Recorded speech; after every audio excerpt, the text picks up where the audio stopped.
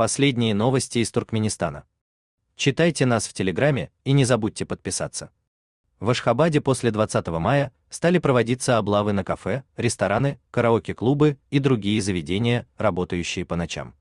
В связи с тем, что их основная прибыль приходится именно на ночных клиентов, заведения массово закрываются, ибо работать становится невыгодно. При этом лишь считанные места продолжают принимать гостей по ночам. Их никто не трогает, так как принадлежат они родственникам президента. Еще с неязовских времен в столице Туркменистана действует правило, согласно которому увеселительные заведения должны закрываться в 23 часа.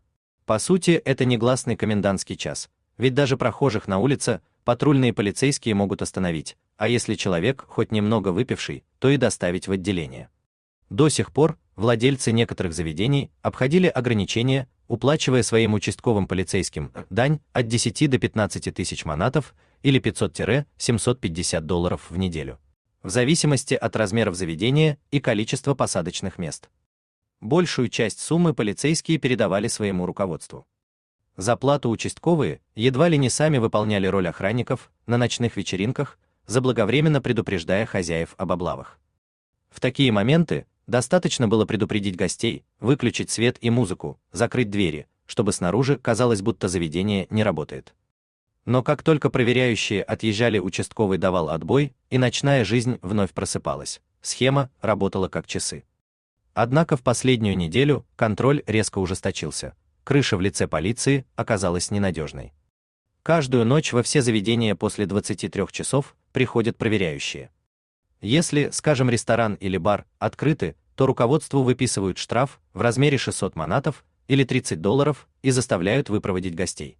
А если у заведения нет лицензии на торговлю алкоголем, а ее нет почти у всех, то к штрафу добавляется еще 1000 манатов или 50 долларов, плюс изымается все спиртное, что есть в наличии. Но работать до 11 вечера невыгодно. Заведения, покупавшие до этого крышу, после 23 часов меняли меню. Цены на еду и напитки устанавливались ровно вдвое выше. Клиенты знали, что рестораторам приходится давать взятки, а потому относились к этому с пониманием. Сейчас же клиентов не осталось, потому что ашхабадская богема не желает отдыхать лишь в разрешенные часы.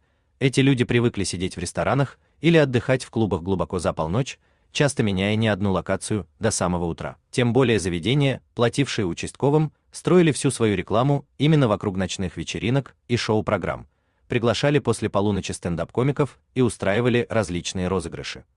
В настоящее время в столице закрылись такие популярные клубы, как Мукам, Метро и Хошал, а также рестоклубы Бруклин и Ангар, Diamond Pub и Zip-90, еще известен как Zip-подвал, закрылся караоке-клуб Техас и ряд других заведений. Их владельцы остались без прибыли, а сотрудники отправлены по домам. Однако облавы не касаются сети заведений, принадлежащих родственникам президента Сердара Бердымухамедова. Например, продолжают работать чуть ли не круглосуточно ресторан и ночной клуб Капитдаг, а также его дочка Капитдаг Пицца, работают центр отдыха Ашхабад, рестораны Чатма и Магат. Все они принадлежат Шихмурату Шахарлиеву, мужу двоюродной сестры Сердара Бердымухамедова. Шахарлиев также является генеральным директором единственного в стране сотового оператора Алтын-Асыр. Он женат на Язгуль Шахарлиевой, племяннице Гурбангулы Бердымухамедова, от его сестры Дурдынабад Риджеповой. Также всю ночь работают ресторан «Мандарин» и клуб «Шоколад». Их владельцем является Ибабикир Бекдурдыев, по кличке Гуга, известный как ценитель супердорогих часов, и муж еще одной двоюродной сестры нынешнего президента. Супруга Ибабикира, Огулшикер Бекдурдыева, является дочерью Гульнабад Давлетовой, тети Сердара и, соответственно, сестры его отца Гурбангулы. Осенью 2022 года Гуга лишился двух своих ресторанов Botanical Garden и Georgia, после того, как в одном из них произошла поножовщина со смертельным исходом. Выяснилось, что рестораны были возведены незаконно на территории ботанического сада Ашхабада. Заведения снесли буквально за несколько суток. Наконец, никакие облавы не страшны новому ашхабадскому ресторану «Шаабас», открытому в декабре 23-го. Его тайный владелец Анна-Назар Риджепов, мультимиллионер и дядя Сердара Бердымухамедова. Он же является тестем упомянутого Шихмурата Шахарлиева. Ресторан «Шаабас» в очень дорогом убранстве специализируется на плове разных видов.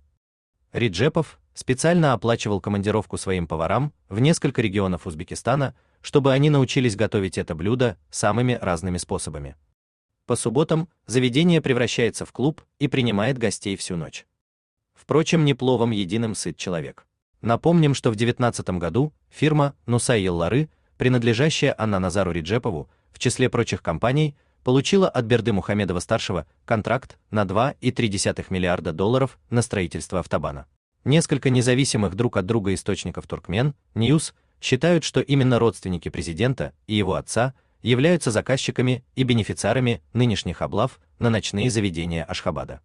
Цитата: «Когда ресторанов и клубов с крышей в городе стало много, заведения семьи почувствовали объективный отток клиентов, что для родственников президента означает уменьшение выручки», утверждает один из источников в ресторанном бизнесе.